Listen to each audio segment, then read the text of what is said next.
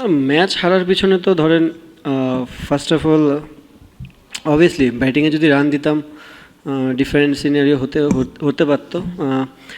First press কনফারেন্সে আমি একটা কথা বলেছিলাম যে আমাদের লোয়ার অর্ডারের ব্যাটসম্যানের দায়িত্ব আছে, যে চাই যে আমরা তারা কিছু আমাদেরকে ইনপুট দিবে ব্যাটিংয়ে। সো আজকে জায়গা ছিল, বাট আবারও ব্যর্থতা। টি-20তে 5 বোলার ছাড়া যাইতে পারবো না। এখন যদি 9 ব্যাটসম্যান নিয়ে যাইতে 3 বোলার নিয়ে খেলা লাগবে। আপনার কাছে যদি সলিউশন থাকে দিতে পারেন আমাদেরকে। দেখেন, টোটালটা খুব একটা বড় ছিল না, আর উইকেটটাও খুবই ভালো। অ্যাটলিস্ট আমি এটা ধারণা করছিলাম যদি আরও 2টা উইকেট ওখান থেকে বের করে নিতে পারি, কারণ স্বাভাবিক বিষয় শরীফুল খুব ভালো বল করতেছিল। সো আরও যদি একটা উইকেট পড়তো, আন্ডার প্রেশারে তারা পড়লেও পড়তে পারতো।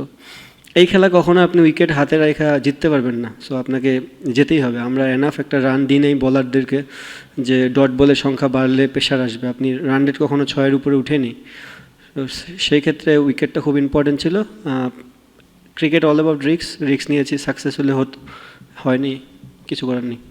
না, অনেক দিন ধরেই করতেছে। আমাদের যারা ব্যাটিং কোচ আছে তাদের পিছনে সময় দিচ্ছে।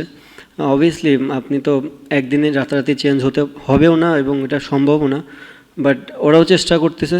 আই হোপ যে ওয়ার্ল্ড কাপ আস্তে আস্তে কিছুটা হলেও বেটার হবে। প্র্যাকটিসে না, সবাই চেষ্টা করতেছে। আপনারাও দেখবেন যে সবাই ব্যাটিং করে শেষ পর্যন্ত। এক হচ্ছে যে নেটে ব্যাটিং, আর হচ্ছে ম্যাচের ভিতর ব্যাটিংয়ে অনেক ডিফারেন্স আছে। আই হোপ যে ওরা যদি ম্যাচগুলোতে পারফর্ম করে তাহলে কনফিডেন্সটা আরও বিল্ড আপ হবে।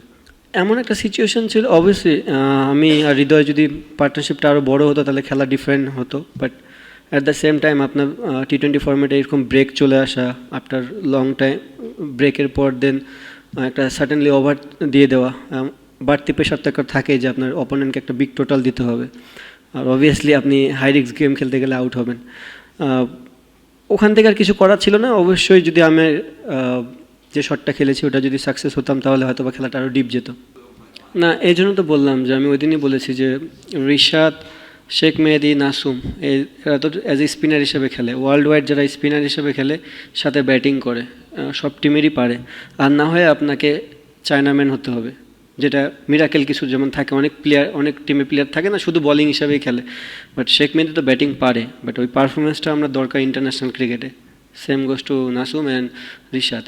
অলরাউন্ডারের ক্ষেত্রে যদি আমি বললাম, ওই দিন সাইফুদ্দিন সাকলাইন আছে, আনফর্চুনেটলি ওরা খেলানোর সুযোগ পায়নি, সাকিবও আছে।